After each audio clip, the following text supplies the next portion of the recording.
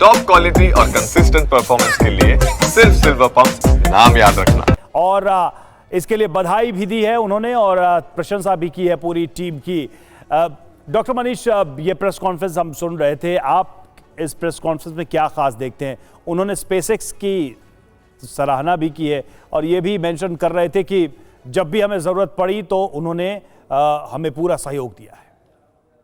देखिए, स्पेसएक्स जो है ये क्रू 9 और क्रू 10 को अगर हम समझें तो स्पेसएक्स अभी तक 9 क्रू को ले जा चुका है और वापस ला चुका है।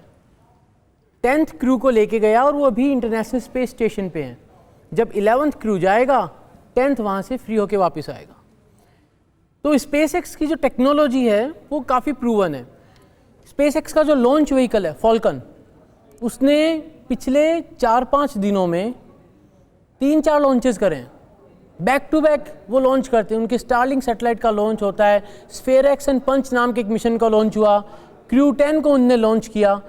सो काफ़ी एक्टिवली इन्वॉल्व हैं एंड मोस्टली नासा के जो मिशंस हैं, ये बात भी आप समझिए, अपन जब बात कर रहे थे ना कि प्राइवेट फर्म्स का क्या रोल है, लास्ट ईयर अगर हम देखें नंबर ऑफ लॉन्चेस तो मैक्सिमम जो ग्लोबल नंबर है लॉन्चेस का, उसमें मैक्सिमम शेयर जो है वो स्पेसएक्स का है, सबसे ज़्यादा।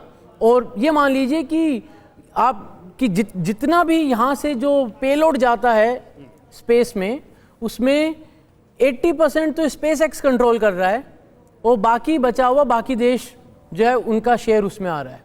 And SpaceX is a private firm. Along with that इनका एक प्रोग्राम है स्टारशिप, जिसके 8 इनने फ्लाइट टेस्ट करे हैं एंड पर मंथ हो रहे हैं। अभी तो वो एक हुआ जनवरी में, देन एक और हुआ, और अभी एक जो फ्लाइट टेस्ट 8 हुआ था उसमें डिजास्टर्स फेलियर हुआ, but then they quickly come back with a solution और एक और फ्लाइट टेस्ट की तैयारी करते हैं। तो राइट नाउ जब हम बात करते हैं स्पेसएक्स की, वो किस तरीके से आगे बढ़ रहे हैं और नासा के जो मिशंस वो कर रहे हैं, नॉट ओनली नासा, अगर उनका स्टारलिंक का प्रोग्राम देखें तो ये एक बहुत बड़ा लर्निंग कर्व है जब हम बात करते हैं इंडियन स्टार्टअप्स को नर्चर करने की, टेक्नोलॉजी को मैच्योर करने की। क्योंकि अगर हमें इस मार्केट को कैप्चर करना है, लेट्स टॉक कंप्लीटली कि हम बात करते हैं सिर्फ बिजनेस अपॉर्चुनिटीज़ की, वो जो इकोनॉमी होती है डॉलर वाली इकोनॉमी होती है, मगर उसकी बात करें, स्पेस को हम एक्सप्लोरेशन की जगह कमर्शियल एक्टिविटीज़ का भी पार्ट करें कि अर्थ ऑब्जर्वेशन, प्लानिंग वगैरह के लिए, तो ये भी एक केस स्टडी अपने आप में। बिल्कुल बिल्कुल। और आने वाले समय में ये विंडो बहुत वाइड होने वाला है, जैसा कि हमारे एक्सपर्ट्स भी बता रहे हैं, और भारत में भी प्राइवेट प्लेयर्स की भूमिका बढ़ेगी। इसको मेंशन भी किया गया है नासा के अपने प्रेस कॉन्फ्रेंस में। हम इस पर चर्चा करेंगे आगे। देखिए, सुनीता विलियम्स की असफल वापसी पर केंद्रीय मंत्री जितेंद्र सिंह की प्रतिक्रिया भी सामने आई है। उन्होंने कहा, गौरव, गर्व और राहत का ये पल है। पूरा विश्व भारत की इस बेटी की सुरक्षित वापसी का जश्न मनाने के लिए एक साथ आया। अंतरिक्ष में अनिश्चितताओं को सहन करने के इसका साहस, दृढ़ विश्वास और स्थिरता के लिए सुनीता विलियम्स का नाम इतिहास में दर्ज हो गया है। जितेंद्र सिंह का यह बयान, आलोक जी, जितेंद्र जी वही बात कह रहे हैं जिसकी चर्चा थोड़ी देर पहले हम कह रहे थे। देखिए, उस बात की सराहना सभी कर रहे हैं, उनके साहस, दृढ़ विश्वास और स्थिरता के लिए, यानी कि पूरी तरह से मानसिक रूप से वो स्थिर रही, चाहे मिशन जितना भी एक्सटेंड करता गया। हाँ जी हाँ, जैसे कि वो कुछ 8 दिनों के लिए जाने वाली थी और एक्सटेंडेड हो गया, जिसके लिए कोई प्लान्ड नहीं था। तो जो वो टिपिकल जो सिचुएशन था, जो टफ कंडीशन था, उसमें उन्होंने जो अपना परिचय दिया है वो काबिले तारीफ से भी ऊपर कह सकते हैं आप, इस टाइप का है। और जो मैसेज है खास करके स्टेम, साइंस, टेक्नोलॉजी, इंजीनियरिंग और मैथमेटिक्स में, जहाँ पर वुमेन का, गर्ल्स का रिप्रेजेंटेशन कम है, उनके लिए बहुत ही एक मोटिवेशन का है कि देखो, अच्छा बिग ड्रीम देखो, उसको अचीव करो। और सुनीता विलियम्स ने ये प्रूफ कर दिया। तो ये मेरे हिसाब से इस क्षेत्र में भी एक जो फ्यूचर जनरेशन है, खास करके जो हमारा वुमेन का रिप्रेजेंटेशन है, वो भी अच्छा खासा इसमें आगे को जो है ना, इसमें वृद्धि देखी जाएगी अब। बिल्कुल दिनेश जी, जब प्रेस कॉन्फ्रेंस चल रही थी तो उसमें जो शुरुआती स्टेटमेंट था उसमें यह बात मेंशन किया गया नासा की तरफ से कि ये पब्लिक और प्राइवेट पार्टनरशिप से किया गया एक मिशन है जो कि सफल रहा है।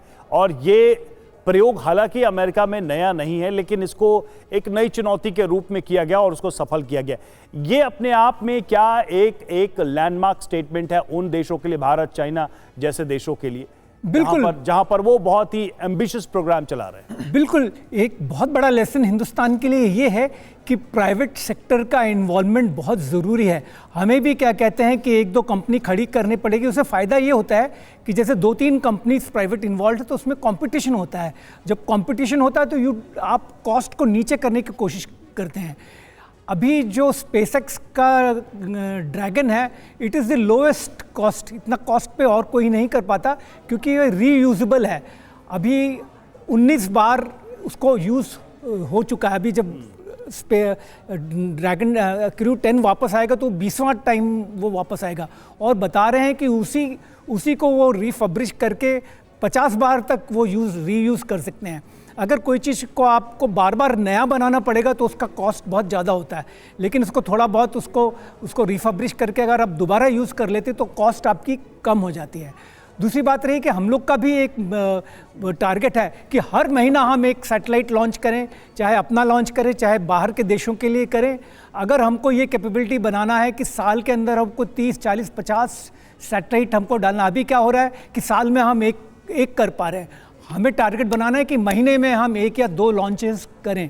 वो तभी पॉसिबल होगा जब प्राइवेट सेक्टर इसके अंदर आएगी और बहुत कॉम्पिटिटिव प्राइसेस पे। कंपटीशन जब होगा वो कोशिश करेगी कि उनको कॉन्ट्रैक्ट मिले तो आपस में टेक्नोलॉजीज भी वो इनोवेट करेंगे, और यही स्पेसएक्स के साथ हुआ है। उन्होंने इनोवेशन किया, उन लोगों ने रीयूजेबल फैल्कन 9 भी रीयूज़ होता है। अभी वो क्या कहते हैं कि उसको उन्होंने रिकवरी जिस तरह से किया वो दुनिया में बड़ा अद्भुत रहा।